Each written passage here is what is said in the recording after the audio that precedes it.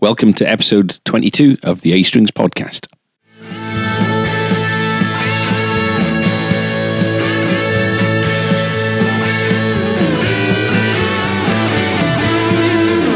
Afternoon, fellas. Here we are again. Hello. In our normal surroundings. It's not quite as hot today. No, it's much better today. The backs of my knees are not sweating today. We needed a weather jingle. It's been raining today. On your day off again. I want to say day off again. I've said I'm off for the week. Everyone else is allowed a week off and I'm not. I just meant it always rains on your day off. All right, okay. Glad we got that cleared up. We're both off. Yeah. How's it been, Tom? Been good, been a bit quiet. But it's, I think we've had some things go through though by the looks of it. yeah, There's been great. A lot of good sales today. PRS. Another Ventura just out the door. They're It's popular. the one we mentioned last week. Well, you know, it proves what Fender have said is correct in as much as, you know, a massive, they put a percentage on it, you know, a massive proportion of their yearly business is down to new product. New product, yeah. And there's really a lot of, there's lots to like about the Ventura stuff. The colours they've chosen are stunning. Yesterday we had a Mustang bass, short scale in Fiesta Red. That looks, and well, it plays really, really beautifully. Yeah. Yeah, it looks really cool. Also had a 50s 50s telly in the Sonic Blue. Sonic Blue, yeah. Yeah, And it that's looks very nice. lovely. It does. Really, really lovely. Yeah, they just seem to have got it right. Yeah. Brilliant. Yeah, they have. Yeah. Yeah, very nice. Also, we had a couple of Americans in. Yep. 2 American pros. Trey and I can't think of another one. I can't think Devon. of another American. Devon. Trey and no, we had a couple of tellies in Sonic Grey and another Sonic Green. Mystic Seafoam. Mystic Seafoam Green. They look nice. Seems to be a very slightly different colour, isn't it, than what we remember the Jazz Master being, which is the YouTube video where my hair was the same colour as the guitar. Brilliant. Choices, eh? Choices. And We all grow up. we live in a country and an environment where we're free to make choices. Yeah. Not free of judgment No. or abuse, but...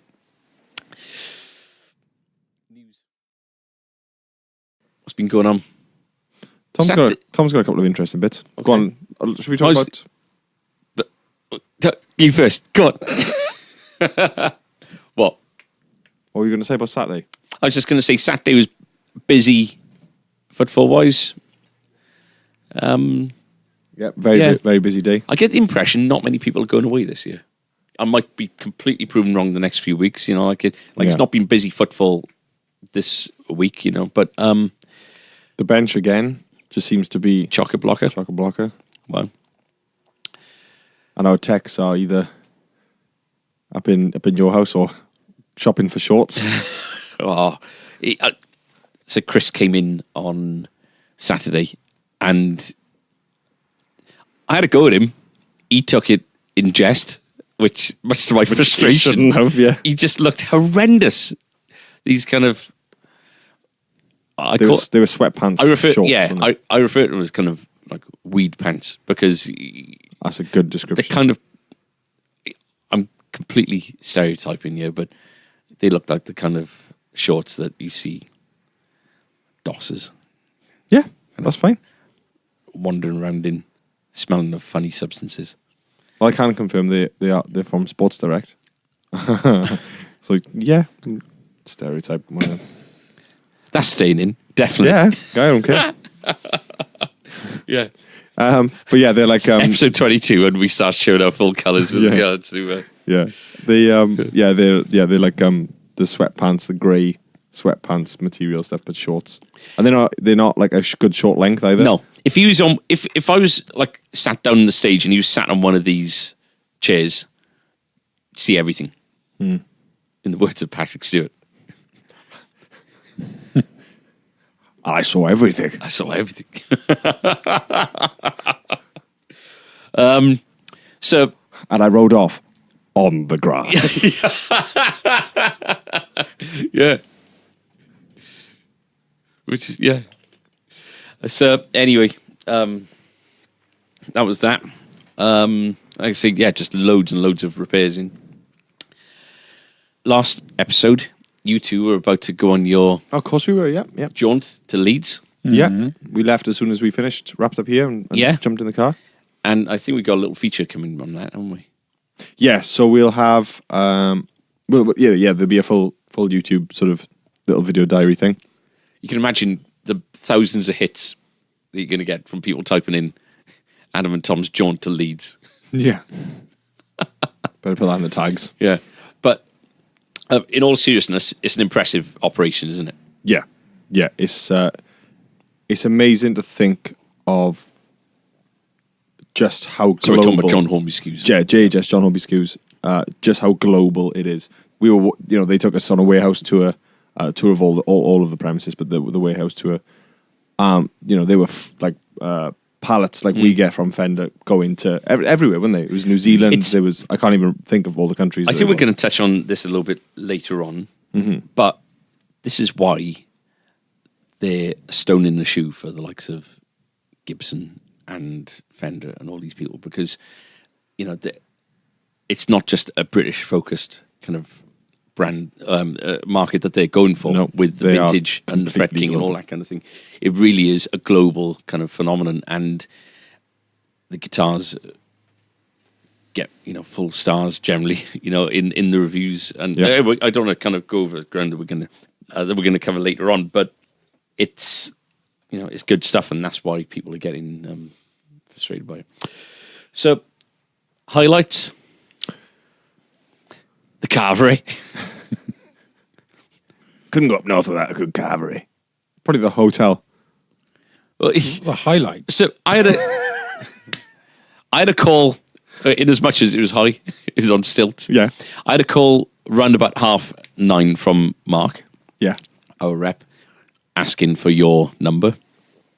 And I think they'd been in touch with you anyway at that point to say that... The hotel had rung us, yeah. Right, to say that there's no room at the inn. Basically. And so our very own Mary and Joseph had to go on to the next place. Which one am I? Mary. I thought so. So you had to go on to the next inn, Yes. and it wasn't a Holiday Inn. No. It was on the outskirts of town. The South Milford Hotel. There were lots of trucks parked up outside. The Which individually might... Go on. The worrying thing about it was we were in Leeds. By the time we had this phone call, we were there. Yeah. So it could have easily have been, there's been a balls up. We got no rooms. Sorry, we'll refund you. Bye. No, they wouldn't have done that. We would have slept in JHS. So they said that a busload of people had turned up and there were no more rooms. I don't know how these things happen. I can't believe that things like that happen. But but they paid for the hotel and breakfast and stuff. Yeah. And it was nice enough. Did you share a room or were you separate rooms? No, we were in separate rooms. And were there like slots next to the bed for you to put a coin in and then it vibrates for right. 5 minutes? No? Well, yeah, but there were two single beds pushed together, so it was two slots. Okay, I want to pay for two. So then next morning you went to the factory Yes. and they give you a tour around. So Dennis Drum, Yeah. who is the big boss, it was him that gave us the tour. He Wow. took time out of his day. He pretty much stayed with us all day, didn't he? did he? Yeah. Yeah, you went off to, you had a meeting and a couple of bits and pieces. But yeah, it was him that stayed with us, pretty much. Dennis and Mark. I got invited to the MIA Awards about 2-3 years ago. Mm-hmm. Well, actually, when was the first one? 2016 was the first one. And I got invited by JHS. So Mark, our rep, said, I've been allowed to invite somebody from my area. Would you like to come and join me? And I said, yeah, great. The MIA is the Musical Instruments Association, or Music Industry Association, something like that. Right, okay. And basically, they're like an organisation that is meant to kind of fight for independent shops and they lobby Parliament, all this kind of thing. I fell out with them in 2008 they were quite unreasonable, and I so I don't get involved in it whatsoever. But they put on this do, and so it was in London, and it's quite an intimidating kind of setup to kind of go into, because you got all these old boys that are, they're all pals, they all know each other, and I'm going in, I don't know anybody. And anyway, I found Mark. Mark, whenever he goes out, really, really puts on an effort. Actually, with all the reps that come into the shop, Mark, he's always wearing... Mark is always the best dressed. Yeah, like odd coloured corduroy trousers with a... He's quite... He expresses himself through his clothes, doesn't he? Yeah, yeah. We talked about this when we were up there. He's yes. Yeah.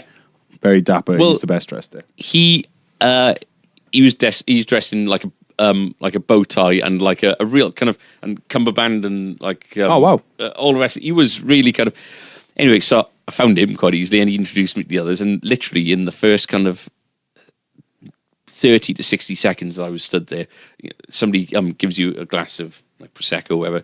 So I've got this in my hand, and I'm a bit nervous. And when I'm nervous, I shake a little bit, get a little bit kind of edgy. And somebody said, "Where are you staying?" And with a glass in one hand, with the other hand, I raised my hand to point. I don't know where I was pointing, because we were underground. I had no idea where my kind of bearings were. But I went to point up there by Hyde Park kind of thing. Yeah. And as I did that, my one hand hit the bottom of the glass, went over the back of my shoulder, and completely doused the person behind me. Wow. To which point, this guy in tweed went round with an absolutely furious looking face. And I said, "It was me. I'm really, really sorry." And he looked at me, and everyone kind of just went quiet. And it literally went quiet for about... It seemed like a minute, but it was probably about 3 seconds. And then one of the guys in our party said, "Good God, get this man a towel, for God's sake," like that.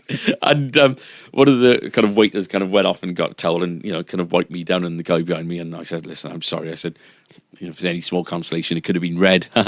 He didn't laugh, and that was it. This is very long-winded and it's very distracting from your story, and I don't mean to, but the next year, I got another invite from JHS, and given that JHS deals with probably every single shop in the UK, I said, "You've made a mistake, but I'll accept your invite." And I don't know if it was saving face or what, but they said, no, it wasn't a mistake. You invited along kind of thing. So I got invited twice in a row by JHS to go to this thing, and Dennis Drum was there, and he had a little kind of chat with him, but I was sat next to another dealer, and we're having a bit of a chat, and the guy come round, Dennis Drum come round and had a chat with me and this dealer, and he said, "You two look like you're setting the world right. Hope you're not complaining about us." And I said, No, we're your biggest fan. We're your biggest fans. Hashtag drummer boys," like that. And it was quite loud, right? And there was no reaction from Dennis. And I let a couple of seconds pass. I said, "Drummer boys, not bummer boys." and he looked at me, he said, "Yeah, you heard it first time." I said, "Oh, right, okay." And then he carried on talking to the other guy, and we talked a little bit after that, but not much. So, yeah. He didn't bring that up, did he? Wow. No. Yeah. You laughed at my joke about my nipples. You're going to have to explain that now. Yeah, what happened? So, basically, we got taken up to his office as part of the tour, like right at the end of the tour. We had to sit down in his office, and there is aviation stuff everywhere, wasn't there? Absolutely, like, big, drawings, illustrations, and things everywhere. His drawings, yeah, crayons, isn't it? Yeah, of all different planes. I said, "Are these your conversation? Are these your this for you, your thing?" He said, "Oh, I'm a pilot." I said, "I got a Spitfire on my," and he said, "Oh, why a Spitfire?" I explained, grandfather was RAF, and and we were saying, and we were talking about the version of the Spitfire it is, and he said, "Oh yeah, this is at dinner now. This is later on in the day." You saying that because he said, "Oh, well, why did you choose that one?" I said, "Oh, well, it's supposed to be this plane, but this plane fitted my chest." And he said, "Oh, because this plane had like bigger guns and da da da da." I said, "Yeah, did it have nipples under the wings as well?" everyone laughed. Do you want me to surprise you? I've written a poem about a Spitfire. Right. Remember October last year? I stayed over at Pete Mountain's house, Right. And he said, "Bring me a present." I said, "What?" And he said, "Don't know, something to do with the Spitfire." So he'd just been up on the Spitfire and he's mad about him. So You could have had a photo of my chest. So I drew a Spitfire and I wrote a poem. Do you want to hear it? Yes, please. Spitfire, Spitfire, your body so green. Spitfire, Spitfire, commissioned by Sir Robert McLean. Spitfire, Spitfire, you can fly only one. Your max takeoff weight is just over 3 ton. Metric. Yeah. Was that in brackets? Yeah, it is. You're 11 feet high by 11 meters long. You kill Germans with your Browning Mark II gun. With maximum speeds exceeding 370 miles per hour, you blunted heavy attacks on Malta by the Regia Aeronautica. That's a little bit, don't really mind. Spitfire, Spitfire, wingspan 36 foot 10 inches. Spitfire, Spitfire, built in Wilston and Itchen. Spitfire, Spitfire, of monocoque construction. The number of you built, 20,351. Brilliant. Thank you. And it was accompanied by a drawing as well. Amazing. And the other person who was saying they bought like a proper kind of ratio Like a model, and it was appreciated for a little while, but I was asked to read my poem out 3 times. So I think I won that one. I've just realised I'm going to have to do the picture of the cartoon of your chest now. Yeah. For God's sake. Yeah. Get my titties out. So, so you saw the warehouse. You Yes. met the office staff, and Yeah, we met the They got guys. showrooms and everything, haven't they? It's amazing. Yeah. There, it's a proper purpose-built kind of. Yeah, we met the guys that service everything. If things have got to go back, these 2 guys and the twins, which was cool, wasn't it? It was interesting. Yeah. They're twins. These two brothers are the service guys, and they fix everything that comes What are back their names? to them. I can't remember. All I know is that Gavin is our point of contact for the And service. is he one of the twins? No. Oh, okay, right. Okay, I did wonder whether it was Gavin. So, so you did a lot of demos. You had a look at some of the new stuff, and Yes. it was kind of concentrated heavily on the vintage gear that we're going to talk about a bit later on. Yes. So that was cool. Yeah, so I think that we got to try a lot of stuff, and there's definitely some things coming back here that we're looking at differently. I mean, I think it's purely coincidental, but a vintage guitar has gone every single day since we've come back. Coincidental, or maybe it is, but it's what we said before. Is when you've been explained, it's not just something to sell with it does this kind of thing. When you sold something and you're told the ethos behind it, kind of thing. Yeah. At that point, that's when you really get it, and it's like that day when all of a sudden you take a deep breath and you can play guitar, you can play a phrase really well without thinking about it, kind of thing. You've got the confidence, of what you're doing behind it and the experience, and it's that's why these kinds of things are invaluable. That's brilliant. Yeah, so I think we decided before we went up that we were really gonna, after speaking to Adam, wasn't it, from Daddario, we were really gonna put our efforts and energy back into the Hughes and Kettner stuff. Yeah. So we've moved everything around, and everything's they are now backed as our kind of demo amps, And there's been some people trying them in the last week. Yeah. Yeah. And we got to try the Black Spirit, which is it's almost, I don't want to say nanotube, but I think it is kind of that technology, and that's it's a solid state. Very, very, very good. It's essentially the Grandmeister, but without the valves. Right. Okay. It's got cab selections, valve sag selections and things. Brilliant. Very, very clever. Yeah. Was it kind of like a USB kind of? Do you plug it into the computer, or is it all? Oh, it's a proper amp. Yeah, and it's all there. It's all on your panel. Brilliant. Tried the Supro stuff. Obviously, we don't do. We do like the one-offs, like the Bowies and things. But tried a bunch of that stuff, which is the Super stuff's always good. Yeah, and we got shoehorned some Encores right at the end, didn't we? The Encore brand is so much better than it was when I was a kid. Oh yeah. But I think the stuff that it covers, we don't really, it doesn't really come on our purview because of the bullets. Exactly. By Squire and, that kind of thing. Yeah. So, and, I think, do they do encore kind of Les Paul shapes and stuff? Yeah. Yeah. Yeah, Encore But SGs my, kind of- my worry with that is, the vintage stuff is really good. And, I think that, we've resolved ourselves into wanting to sell something that is going to be, that we've got absolute kind of faith in with regards to it can be an instrument that's going to be used in however long. They were very clear saying to us as well, vintage is the step up. Yeah. Encore is that very, very entry kind of in. Yeah. Vintage is a step up in terms of quality and everything. They've said that, there was no... And with it being of that. such a, with it being such a good price point, I think that, if people are getting into electric guitar, I don't think they coming into it with a budget because but you need an amplifier and your cables and this, that, and the other, So I don't think you need to hit that really, really low price point. I think that it's leave that to Aldi. Yeah, exactly. The one thing that I would say to take away from it is that with the Encores, the feel wise, it was very, it's very obvious that they are, a sub 150 or sub 200 pound guitar. But the pickups in the Strat were very, very good, weren't they? Yeah. Were they? Very, very good. Yeah.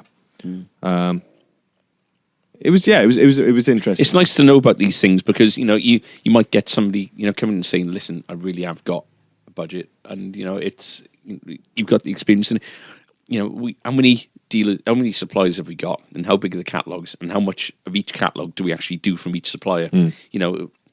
It pays to have the experience in all of these things, doesn't it? Yeah. But it was worthwhile, definitely. Yeah. And how are the service stations? We stopped in 2. Yes. Did you stop in the M50 one with the McDonald's? Yes, we went. It was Tamsworth on the way up. That's the one with the it kind of joins one side Oh, does it? to the other, I think. Right. I think it is. And then Strensham on the way back, which was the one right before the M50. Yeah. Off. Yeah. I went to McDonald's yesterday for the first time in ages because I met up with a mate and he's had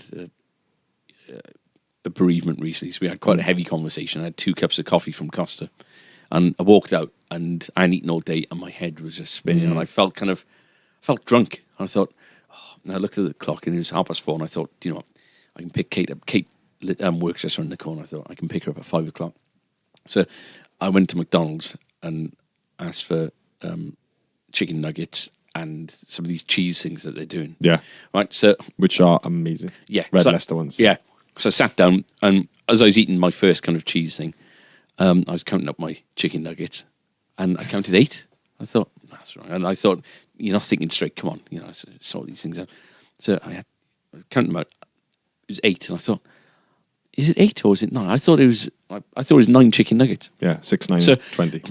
Cheese bite number 2 and 3. I was thinking, what am I going to do? Am I going to make a thing of this or not? And I thought, do you know what? They're probably making about 2,000% markup on every chicken nugget that they make. If somebody needs to tell them that they're not counting up the chicken nuggets properly, because at the end of the day, if this person's shortchanging people, every 5 meals or whatever, well, they got an extra set of chicken nuggets. So that anyway, so I went up and I said, right, I don't mean to be. This is going to sound really petty, but how many chicken nuggets is it meant to be? 8 or 9? She said 9. I said, right. Well, I was given 8, and she just looked at me and didn't respond. And I was just there, kind of thing. And she said, "What, you want a chicken nugget?" I said, "Well, that is what I paid for. I've paid for 9 chicken nuggets." And the woman next to me said, "It's what you asked for," like that. And so she said, "Right, I'll get you 1 chicken nugget." I said, "Thank you," like that. So I was kind of keeping an eye on my table to get to make sure nobody was going to take away my chicken nuggets and thing while waiting for it, which took a ridiculous amount of time. And there was conversation at the back. What do you mean? So anyway, she came back with a bag with 1 in. with one in. And I thought, the inconvenience of me having to come up and me calling you out on, the mistake that you made, give me 2 chicken nuggets, show a little bit of remorse or a little bit of kind of goodwill. And, So anyway. Based on her reaction, you were always going to be getting 1 nugget back. Yeah, exactly. But it's been playing on me a little bit. It wasn't a happy meal. No. Because that's full. No. So I might write a letter. It's been a while. I think you should. Yeah. Onwards. Any news out there? We got news on our little itinerary, but I don't know what it is, so Tom would have to fill us in. The Katy Perry thing. Yes. So in the news today, Katy Perry has lost a court battle to Christian rapper Flame. Right. So I've what is listened to this? the 2 songs. And what do you think? Basically, I think the only thing they got the drum beat they've absolutely got in common. But apart from that, the only thing they've got in common is that it's both crap songs. Really, really rubbish. It's strip club music. Right. So what was the thing? Who was suing who here? The Christian rapper was suing Katy Perry, Saying that they'd copied him. Yeah. And they've ruled in his favour. Yes, they have. They have. What do you think? I think this kind of thing's getting pretty ridiculous. It is. Because the other thing being, right, you go on to like Logic and they've got drummers there. Yeah. So, they're giving you these drum beats to write in songs and to help you with that kind of thing. Yeah. So at which point then, because Flame, if he's used a preset beat, yeah, he shouldn't have ownership of that. There was a case a long, long, long while ago where there's a British band, Enter Shikari, and they were using... Have you heard them? Yeah, they were using, I think, Korg synths. Mm. And they did an entire album, and it came out basically, I think Korg came out and said, everything you've used there is presets from our thing. You've literally just used our loops that we've given you. Yeah. Like nothing there but is... You're buying the product and they're offering you the sounds as part of the product. Yeah. So with this song, it's the Katy Perry song Raw. It's raw, is it? So Okay. It's got that I know quite the song. sort of very distinctive sound. I'd never heard it before. Well, I probably heard it, but it meant nothing to me. It's rubbish. But I know, Roy, yeah. it has good distinctive sound. But I thought that her melody line and I thought the singing was completely different to what she had. And that's surely the most important. Exactly. Because I'm sure Flame could do a bit of research and find a dozen other songs that... it was 2009, his song. I've been going to strip clubs a long time. And I've heard music like that. It's not a... Well, he hasn't because he's Christian. Wow. Well, that opens up a can of worms. You're very angry today. I'm a little bit angry. I like it. It's good. It's McDonald's thing. Makes for good... yeah. I don't go to strip clubs very often, Dad, Mum. I've seen programs where... let's move on. Come on. Massive news on the Queen tour. Oh, okay. Queen did a show they did a couple of shows in Dallas last week. Mm-hmm. And there's a video going around. They had the Dallas Cowboy cheerleader team. Amazing. And for Fat Bottom Girls. And you should see the look on Brian May's face. He's absolutely loving it. But at the end of the night, one of the knobs on Brian's guitar, on the original that he made, one of the knobs that he made with his dad on a lathe back 45 years ago, whatever, went missing. Right. So has that fallen off or has that been taken off? I think that he would have noticed if it had fallen off. This is what I'm thinking, yeah. On stage. Unless, maybe, he takes the guitar, hands it to Pete in the, it's all dark there, it's not like you've got a well-lit kind of area at the back there. But from what I gather, I think, the guitar is so, it's guarded and, it's, people are just paranoid about this thing. It's taken off, Brian takes it off, hands it to Pete, people put it into a case, it'll get locked up, and it'll kind of be. And it stays with Pete, doesn't it? Yeah, absolutely. On the plane, everywhere. But at some point, this knob went missing. Yeah. And, they've searched everywhere, and, there's a few kind of, people are trying to be funny about it online. Brian loses his knob kind of thing. The Dallas Cowboy kind of cheerleader team. But it's heartbreaking, really. He said, listen, I can we've already got a replacement on there. It's not a case of, I need a new dial. It's, this thing that I made my dad that has been on the guitar for the last 45, 50 years that I've never lost, and up until this point, it's gone, And so he seems to be, if you follow his kind of soapbox or his Instagram, whatever, he seems to be really, really enjoying this tour. Yeah. A lot of the time on these tours, you'll say how hard it is, and, he's struggling mentally with it. He seems to be really enjoying, and he is still this week. They played Vancouver and they played Detroit, and apparently it's the best reaction crowds that they've ever had. It's so he's kind of flying high with everything. Yeah. But Pete, who I referred to earlier in the poem,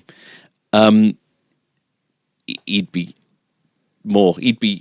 kind of a million times more devastated than Brian would, I think. Yeah. Because it's his kind of domain, and it's so they've asked people, if you've got it, because it's got to be somewhere. The stage gets taken down. Yeah. Where did it go? It's awful. So he obviously they keep spares, carry spares. Well, I think they keep spare guitars, so they'll just take one off. Okay. A backup of a backup of a backup or something. But it's not going to take anything for Andrew Guyton to make one up and relic it. When I say, he does it so well, what I'm saying, so he can relic one to make it feel and look like the old one. But it's it's just it's a sentimental thing. Of course it is. Yeah. So, yeah, it's part of the evolution of the guitar, though, isn't it? It gets repaired, it gets restored, it gets this, that, and the other done. And God, look at the black Strat. There's nothing left of it by the time it hit auction. This, I've got a couple of theories. Have you? Well, the major one is Nigel Knight put this super pot onto the guitar, which basically I think the knob turns around. It's either got like a little click in it, right, or it turns around kind of twice, kind of thing. So it gives Brian greater control to kind of get those chimey kind of clean sounds. Right. Okay. And it's so these super pots have been there, and I just wonder whether the shaft of that is not quite the right. Not what the knobs have been used to all these years. Yeah. Sad times. It is. With regards to the jingle that got debuted last week. Oh yeah. Which jingle was that? The telephone number. Oh, this one. 10 1 4 4 3 10 4 3 2 1 0 10 1 4 4 3 4 0 3 2 1 0. So, Stuart Herbert came in, and he said that he said, "I'll listen to the podcast." I laughed. I said, "All right. So, what do you think of the jingle?" He said, completely serious. He said, "I couldn't understand it." I said, "All right. Why is that?" He said, "You can't listen to two things going on at the same time," and which is quite perceptive of him, because I don't know if anyone else realised, but apart from the 01443 403 210, which is our phone number, there was a subliminal thing going on in the background. The chant, telephone, telephone, telephone number, telephone, telephone, telephone number. Which you'd actually taken down in the mix already. I took down the mix because Kate said that it was too prominent.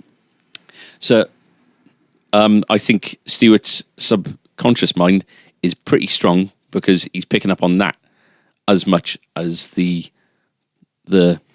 conscious part, which is the telephone number. Yeah. So the other thing, basically, what I'd like to do is remix it. Okay. Call it the Sherbet Mix. Yeah. What a brilliant name, the Sherbet Mix. I just thought of it. And take out the subliminal bit. Okay. or take out the number, but that wouldn't be any That use would of be it. the way. Yeah. When are you going to do this? Well, let's do it now.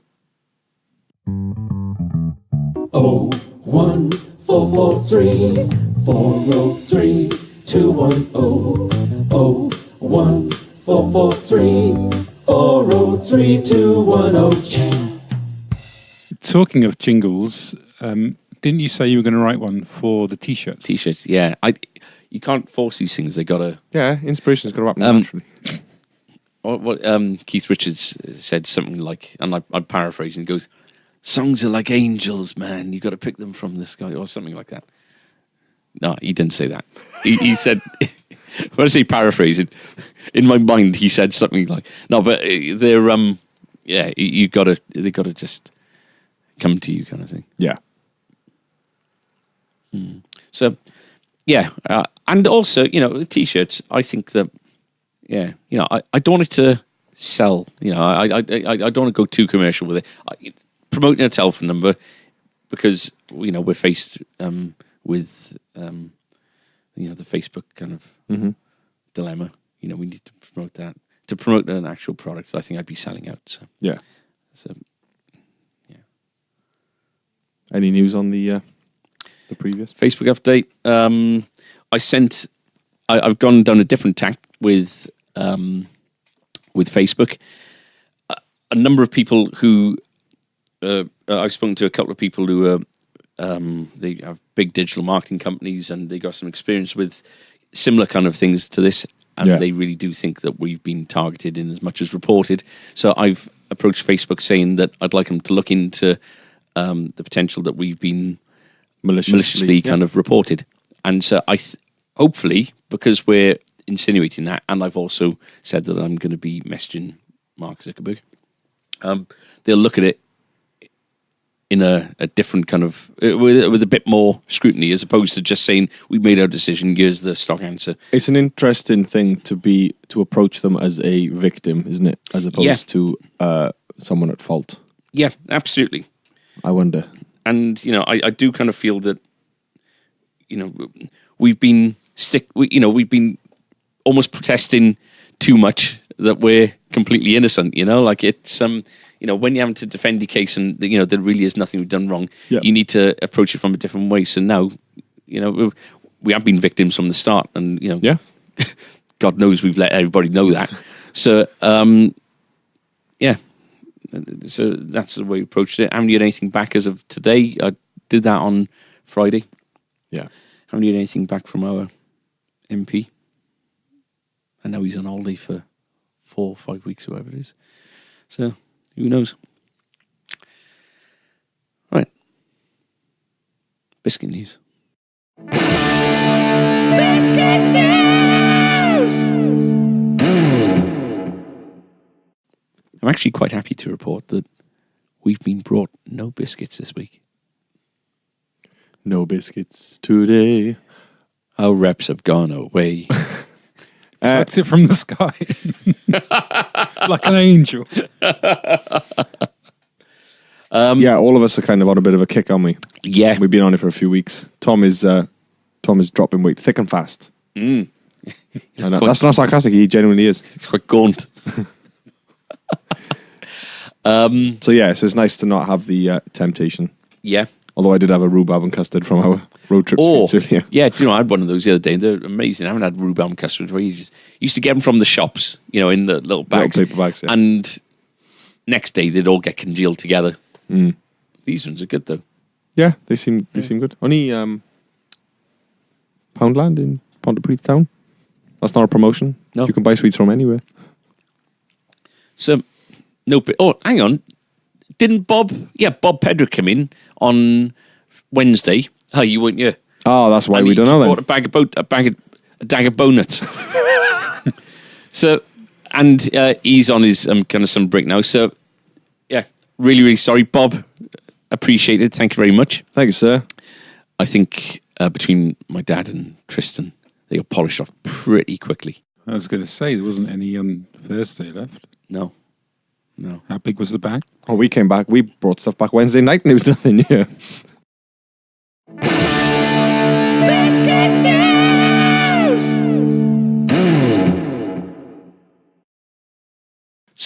let's go back to your experience with the vintage gear. Okay. We've always concentrated on the Gibson side of things with vintage. Maybe it's wrong to say that, but Well, it was very, very interesting that the beginning of the day, they took us into the showroom, which has got pretty much everything in, isn't it? Mm-hmm. And it was Mark, which is our rep, Mark, and Simon, who is in marketing, does all the website stuff. He's done stuff for us in the past. And we were sat there and we were talking about these new models, and there's some models that we weren't allowed to film, and they, Really? from a new factory and things like that. what as in prototypes to them? Yeah, so they're kind of models that they have been doing, but they're from a new factory, purely for meeting demand. There's no like sort of issues or anything. But we were talking, and I said, something, and I don't. And every single time I was like, something, telly, da, da, da, da. And they were like, oh, no, 52. What is it? T52. Yeah, okay. And I'd say, something, Strat, something. Oh, no. Yeah, S type or whatever it's called, VS or whatever it is. yeah. I had trained. By the afternoon, I was sort of calling them by their models. Yeah. But the amount of times that they'd stop and correct me. But it is certainly, okay, let's call it the Nashville kind of styles that we've been looking at, isn't it? So it's called a spade. The 335. Yeah. Obviously, the Les Paul being the big one. The SGs. Yeah, Strats and Tellys. Yeah. Oh, in regards to us in the shop. In regards to what we do. We do all the G-style We stuff, don't yeah. touch, we've got Fender dealership. Why would we? Yeah, that's the thing. Yeah, that is the thing. And fair play, Mark, he understands that, and he never does kind of push down on this. No. Interestingly, we do get customers coming in saying, "Can you get us a S type or a T type, whatever they call it, a specific models?" Because these things get picked up on and reviewed so well Yes. that it's this.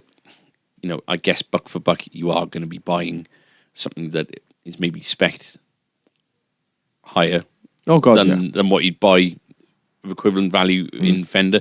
But with Fender, you've got the reassurance of the brand, and nobody does a Strat like Fender. Nobody will spec up the pickups to sound the way that they do. It's you get what you get. So, what did you kind of take away from it? What was your?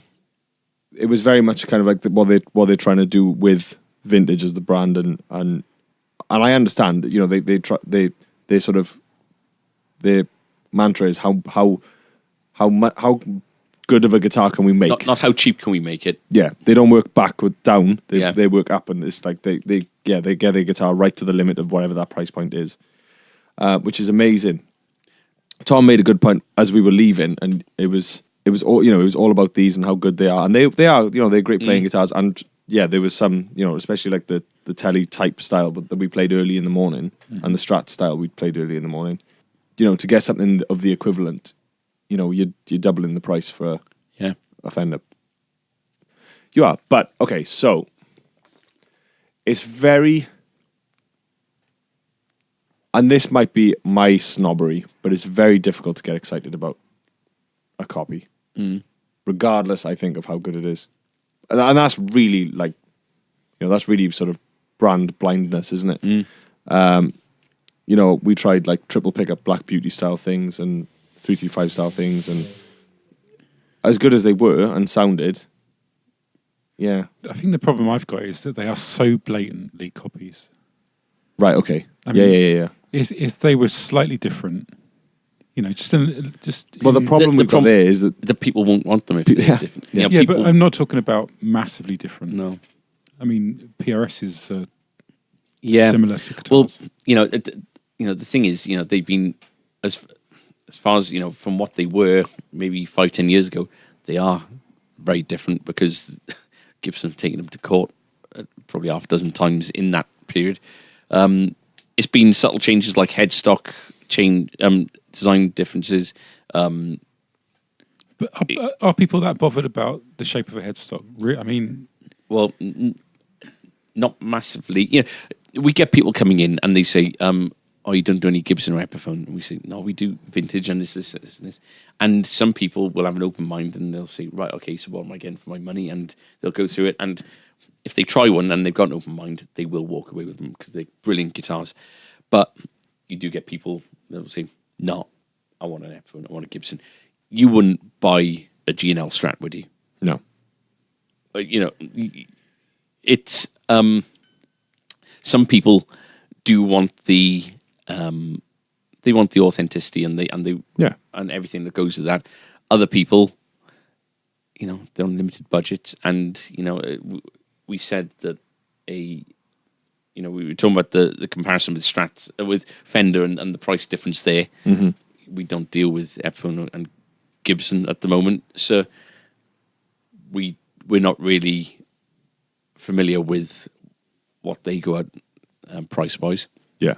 But you know, I think this is fair to say that, you know, the spec of something you can get from vintage is going to be, you know, it's going to be more competitive spec for spec than you know the equivalent Epiphone. Yeah. Interesting thinking about what Tom just said now about it being a little bit different. The reason we went into Hagstrom was for that kind of single cut thing, wasn't it? And I would get a Hagstrom, a single cut, you know, like the Swede, and be happy with it because it has its own thing and it is different. I think, you know, obviously the headstock's different, the shape is. That's an interesting thing. Just that ever so slightly, and also, you know, it's almost like, you know, single cutaways, and you know, they're an alternative to, you know, your Les Paul or whatever, but they got a vibe about them as well, haven't they? You know, especially, you know, the darker ones. You know, they've got a personality about them, as opposed to just being, you know, it's the situation that you find yourself in when you don't do, you know, the genuine brand. I guess, you know, it's there's been a few things that vintage have done over the years that have kind of just caused and they are brilliant. And we went there and we tried lots and lots of stuff, and everything we tried was good and it sounded great. There's a story about the Peter Green pickup, which I'll tell you in a minute, but they're great. The problem is when they do things like they did that 335 style in Pelham Blue and they called it the friggin' Pretender. It was the Dave Grohl. It was a blatant rip-off. It's a blatant. The one, you know, you know, go on. Sorry, they don't seem to have the same problem with their acoustics. I was going to say that, you know, you can't have a problem with them doing, you know, things like this to electrics, whilst, you know, every single manufacturer of acoustic guitars out there has a Dreadnought. It's a weird thing. Martin invented the Dreadnought. How dare you take that away from them and not refer to them in every sentence about a Dreadnought acoustic guitar? It's weird, isn't it? But everybody out, you know, people look at the Les Paul, a Les Paul shaped guitar, and they'll say it's a Gibson copy. People don't look at a Takamine. Isn't that bizarre though? Dreadnought, or Art Lou 3 000, or a Fender Parlor or whatever, and refer to the original kind of things. You know, it's a little bit. Double standards? Yeah, I'd say it's, and you know, I think that this is where, you know, we talked last week about Gibson taking, you know, they're taking Dean to court, they've taken Warwick, and you know, the European Court has deemed Warwick in favour of Warwick with regards to them allowing to produce Flying V guitars, because Jackson, Washburn, BC Rich, and every other kind of rock guitar manufacturer produces a Flying V. It's become a generalised, accepted kind of shape of a guitar. My problem is that vintage have been so blatant with the names, like Adam said, and it was always a very, very clever thing to call your guitar brand vintage. They're trading on they're trading on the history. And that's what they're blatantly doing. Yeah, it's not the shape. It's not the same as the acoustic thing.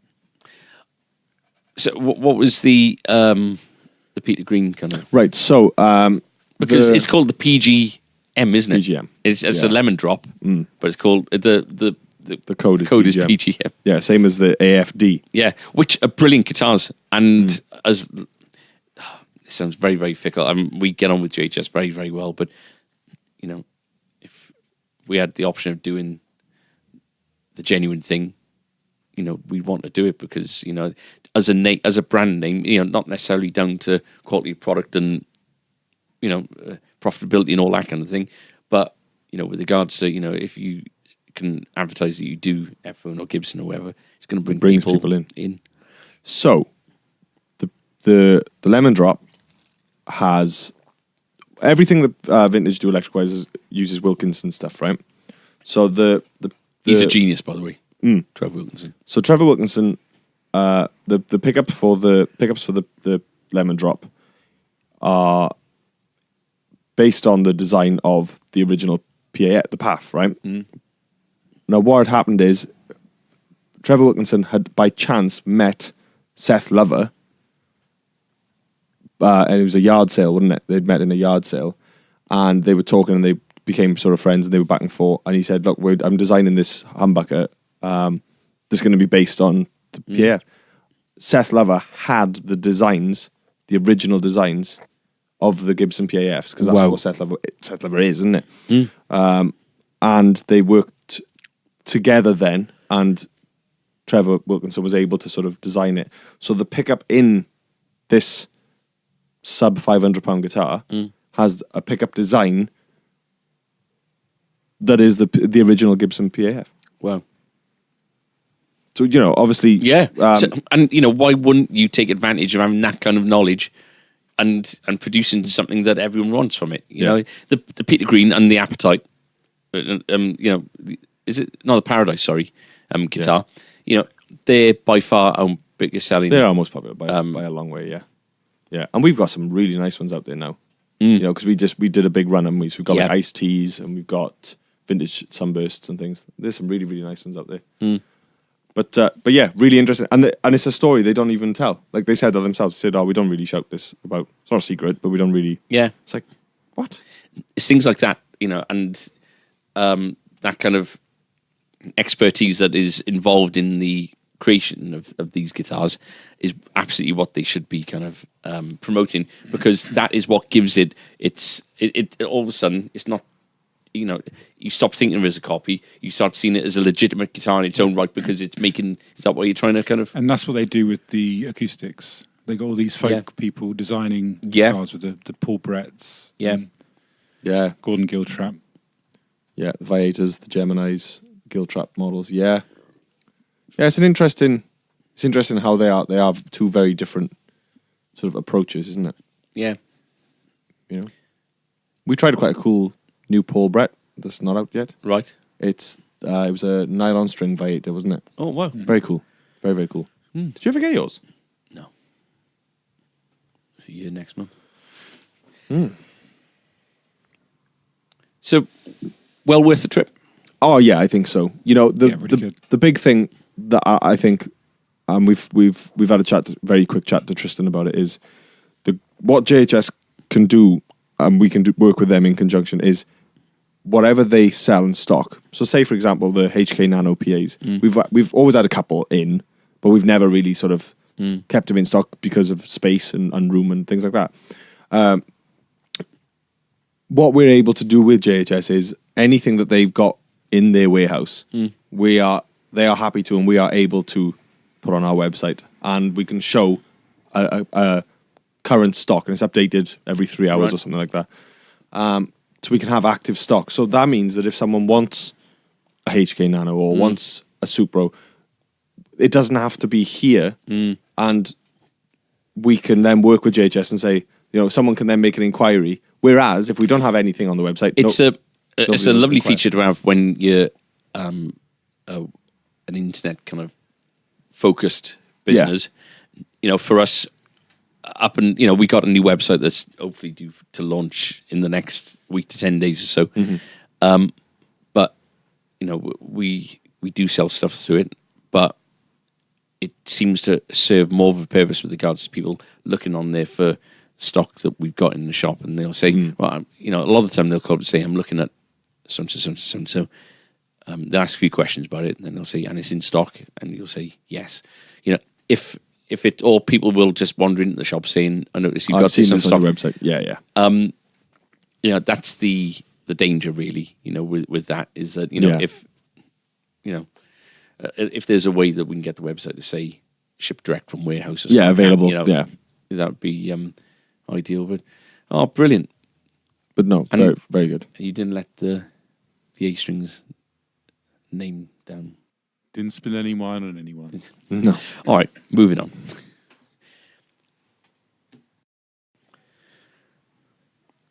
Tom's top 5. Tom's top 5. Tom's top 5. So today's top 5 is crazy conspiracy theories in music. Okay. And I haven't gone for the obvious ones, Okay. but Adam knows all these anyway. Yeah. I don't know how. You started them. Yeah. Number 5. Like only the son of a hairdresser can do. Gossip. Yeah. Go on, Tom. Number 5. Stevie Wonder isn't blind. Oh. This one I had. This is I hadn't heard of this one. I didn't start this. What, anymore or just, you know, Ever. Right. No, you swallowed me as if to say, you know, it's not something you get over like a cold, but there's been these things where they've said about him having, you know, special treatment. Okay. Right, so go on, sorry. So the theory is that Stevie Wonder has been pretending to be blind all this time to get publicity. The evidence is he's a regular at basketball games. He has an interest in photography and sometimes wears a watch. Wow. But the biggest one is when he was performing at the White House with Paul McCartney knocked over his microphone and he caught it. Before it fell. Yeah. Wow. And you can watch that on YouTube. Wow. Well, he stroked my mother's face back in the 60s. Either 60s or the 70s. Coming to Pontypridd, I think. And What? yeah, Played the. or maybe Cardiff, I don't know, but he stroked my mother's face. He called her a very pretty lady. That's how they say hello. You're a very pretty lady. Now, obviously, That's fine. No, not cute. people that are registered blind often have some sight. Right, So okay. That Yeah. could obviously be the answer to that. Yeah. But a fun theory. Why can't Stevie Wonder see his friends? Because he's married. I didn't realise there was going to be cracker jokes at the end of each one. Good. Number 4. Is he married? No. Is he? I don't know. Oh. Number 4. Phil Collins, Let a Man Drown. Yeah, I knew this one. Well, if it was the painter who was knocking off his wife, which inspired him to write In the Air Tonight. And Well, this Well, is that's the one. what it is. Yeah. Is it? Well, from what I can see, it's just the lyric from In the Air Tonight that people have got this from. Right. So the lyrics go, well, if you told me you were drowning, I wouldn't lend a hand. And well, that's basically the line. But Well, So from that, people have literally gone. made up a He story. witnessed a man drown and he didn't save him. he, yeah, so basically, what inspired his first solo album, that members of Genesis were absolutely, you know, amazed at the level of success it got. And I think, you know, Phil Collins was a bigger solo artist than Genesis ever kind of became. Yeah, and yeah. Genesis were a supergroup, you know. But yeah, his wife was knocking off the painter decorator. And yeah, he's heartbroken and wrote a lot of songs about it. Number 3, Avril Lavigne was replaced by a lookalike named Melissa Vandella. This is very similar to the Paul McCartney one, isn't it? Well, she was very young when she started. When she was like 15 or 16 when she Yeah. when you know she had is it Let Go, the name of the album? Yeah, I think so. Yeah. The one with Skater Boy on and all. Yeah. Yeah. I was thinking Mr. G. Have you seen Yeah. Summer High Tide? Yeah. So the story goes that in 2003, she was struggling with fame and was using a lookalike to fill in for her doing publicity. Oh, okay. But after the loss of her grandfather, she took her own life, and the record company decided to continue to release songs using the lookalike Melissa. Didn't she marry somebody from Blink 182 or something? No, she married. First off, she married the singer of Sum 41. Right. And He was a number. yeah, and then they got divorced, and up until now, she's been with the singer of Nickelback. No way. Married. Yeah, yeah. The one with the long face. What's his name? Chad Kroger, Chad Kruger.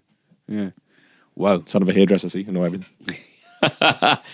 So the evidence on the internet for this is apparently different birthmarks, height difference, nose is different, and the music became more poppy. But I mean, that could all be growing up, as you said. She was I was going to say, very yeah. young. You know, like it's you know, you look at Monica from Friends. You know, she was at the beginning of Friends to how she is now. Yeah. She looks completely different. They have work done. They can afford it. And yeah. I'll have to. I haven't seen what she looks like recently. She's just released a new video. She looks She- exactly the same. She does. She looks the same. Number 2, Elvis is an extra in Home Alone. Yeah, I knew this one. Which one? The famous singer. Yeah. I mean, like what? He's the sheep in the nativity. In a scene in the airport, That's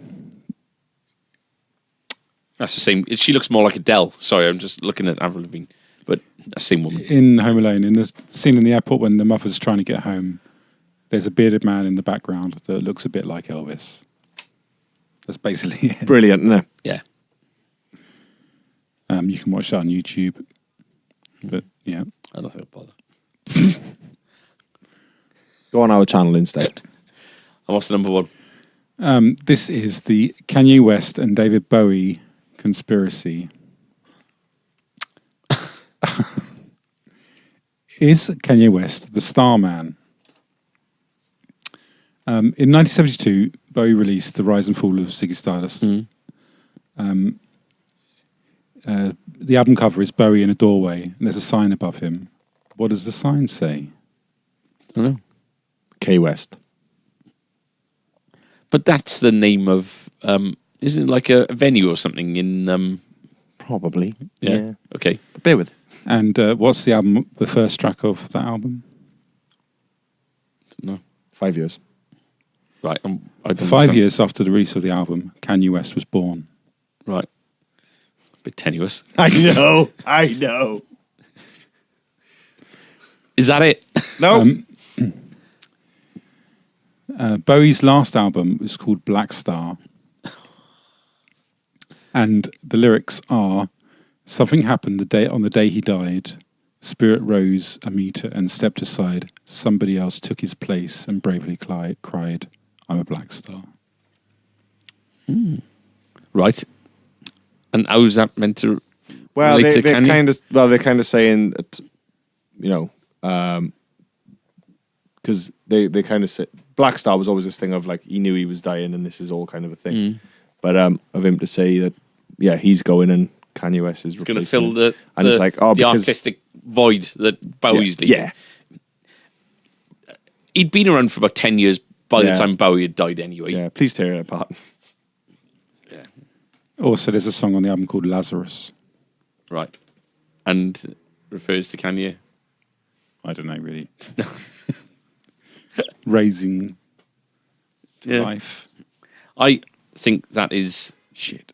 yeah. The Paul But- McCartney one is a good one. Yeah. What else? Obviously, Elvis isn't dead. Obviously, Michael Jackson isn't dead. What else? Kurt Cobain was murdered. Kurt Cobain was murdered, of course.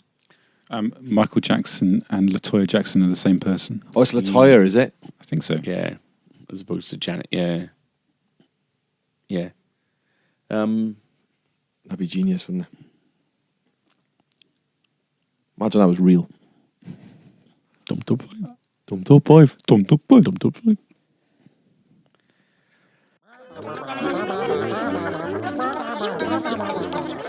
Social media comment of the week. Hit me with it. No, I don't think we got any bad social media comments of the week for you this week. I don't think so anyway. This week's social media comment of the week is from the Fender Vintera Series 60 Stratocaster by Corbin Murphy. He says, 434, brah. I listened to you play this over and over and over. I had goosebumps. Oh. You give goosebumps to somebody. Is that nice? That's cool, eh? Yeah. Tom's got the... Should we play the little bit? Yeah, go on.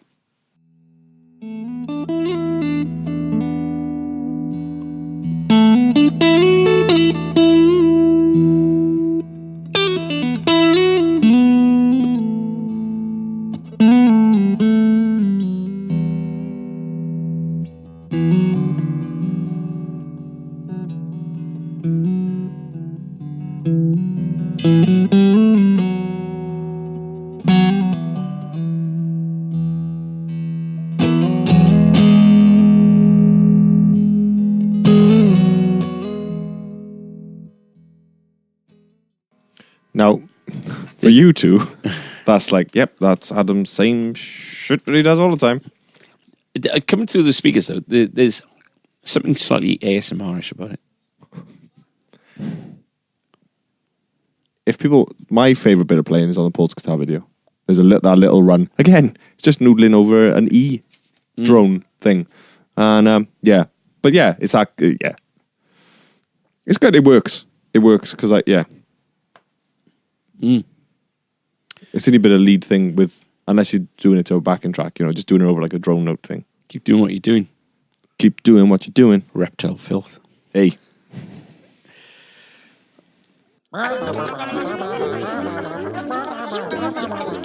Social media comment of the week. I think that just about wraps things up.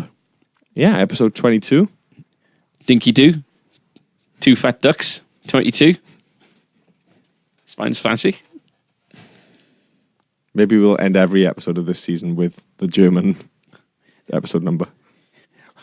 Followed by the episode that's coming up. Should be Diane's fancy. So, thank you very much for listening. Please comment on any of the channels that you might be listening on. If there's anything that you'd like us to cover in any podcasts, feel free to make your suggestions. And I've been Andrew. I've been Adam. I've been Tom. And we'll see you next week. Bye then.